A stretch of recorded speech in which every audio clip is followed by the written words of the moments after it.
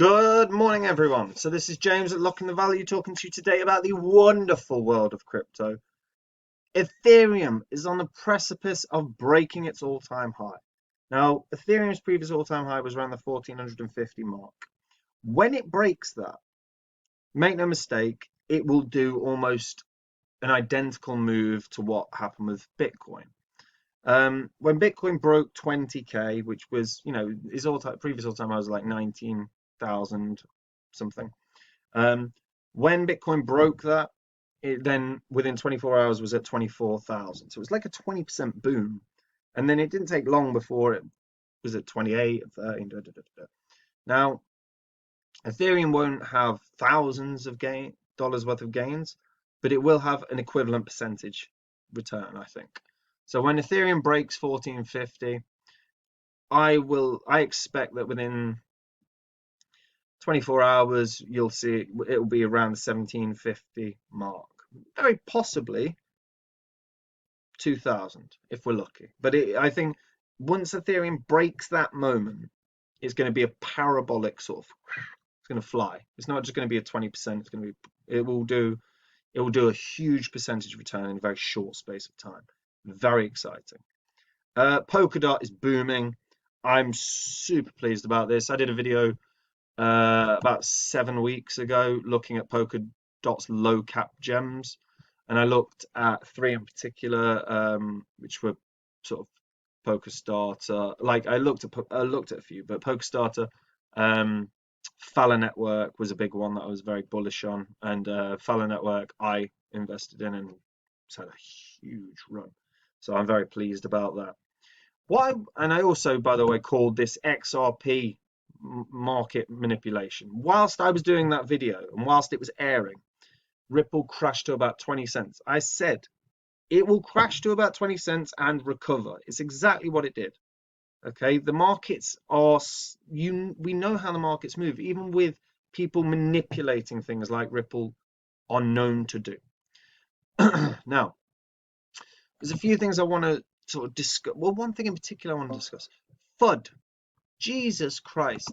Every bull market cycle, we see a number of articles and a number of people coming out and talking about scary things that are going to happen in the market. Okay? It happens every cycle. It happened last time, it happens this time, it'll happen the next time. And whether it's someone from Goldman Sachs saying Bitcoin's still going to crash, or, I think there will be a market crash, but I think that will happen December, January of 2022. But the market will end up being overbought and it will have a huge pullback. That's an inevitability. But we're way away from that. But there are constantly articles of FUD and scare tactics going on at the moment. And there's a few I wanted to look at. So Tether, there's this big one about Tether, and the market manipulation within Tether. Now, Tether is being investigated. We know that was announced last year. Okay, they actually handed in the documentation 4 days ago. Okay, in terms of so that they could, because they're under investigation, but we're talking millions of pages of documents.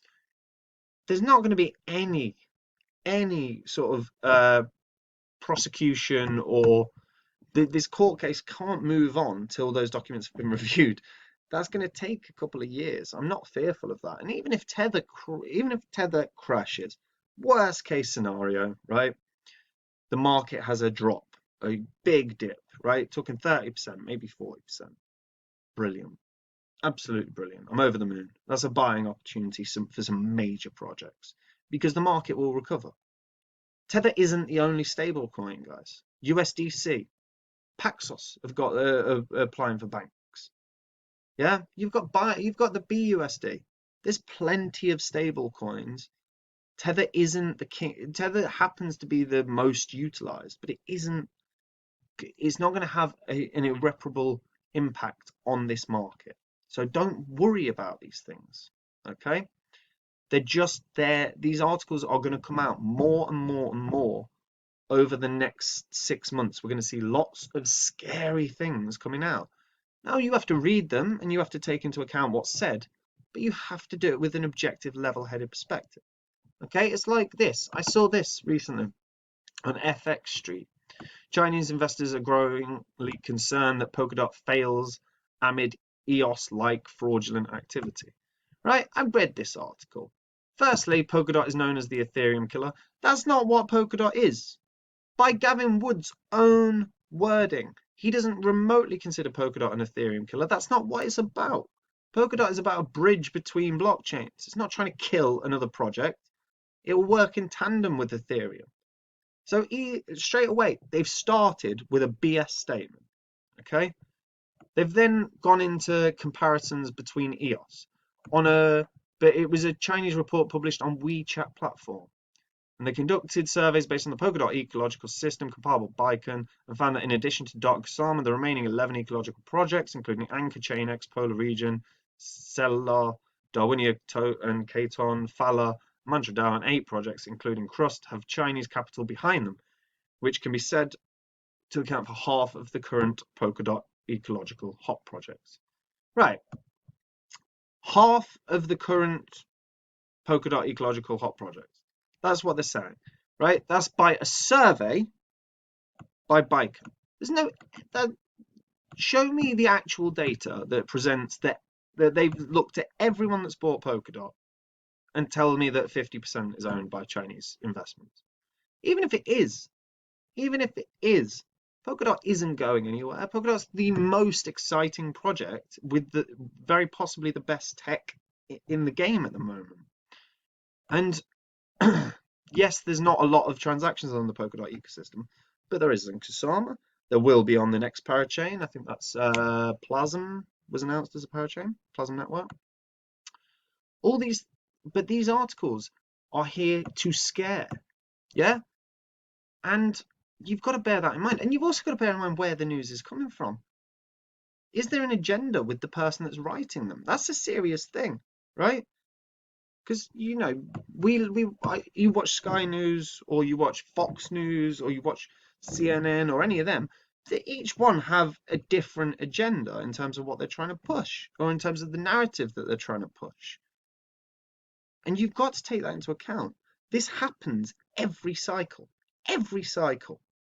Okay? What you're looking for and what we're all looking for from this cycle is one thing. And that's it. It's one thing. We're looking to make good on our investments. All of us. Yeah? And that's literally why I do this channel is I try and talk about low caps and I try and talk about projects that I think will be successful in the year. They don't necessarily have to be low caps. I think Polkadot will break anywhere from $150 to $200 this run. I'm very excited about Polkadot. Personally, I'm more heavy into new projects than old projects. The reason being is every market cycle, the newer projects that have hype and good tech are more successful in terms of parabolic gains. Last cycle, Neo had an enormous run because it was new. Right? This cycle, we've already seen it. All of you have that has watched the market for the last 3 months or 2 months even. Uniswap blew up from like $3 to $9. Polkadot is at 17 right now. Kusama 108, I think, last time I checked. Where's Kusama gone? But Kusama's done like 100x basically since its inception this year, or in the last 12 months. That's crazy. 108, 106. Right, it was close. There are some older projects that are going to do well. VeChain definitely going to do well. Zilliqa definitely think it's going to do well. Right? I still think Neo will do well. I just don't think some of these projects will do as well as newer projects. That's it. And that is all we're looking for. Theta, by the way. Theta smashed $2. Okay? And I still think that's going to probably hit 20. I think 10x from this point is fairly likely. All you are looking for, are they? insane gains. Okay, don't let FUD scare you off. Have a logical, objective perspective about what you're doing. Why are you investing? To make good returns. Okay, so a portfolio, 10 coins, 14 coins, right? You have a couple solid projects you know are going to get returns. Ethereum, Bitcoin, right? Polkadot. Even though Polkadot's a slight gamble because it's new, Polkadot fundamentally is already establishing itself as a big boy. Okay, but Bitcoin, Ethereum, Cardano, right? Cardano is going to have a good run.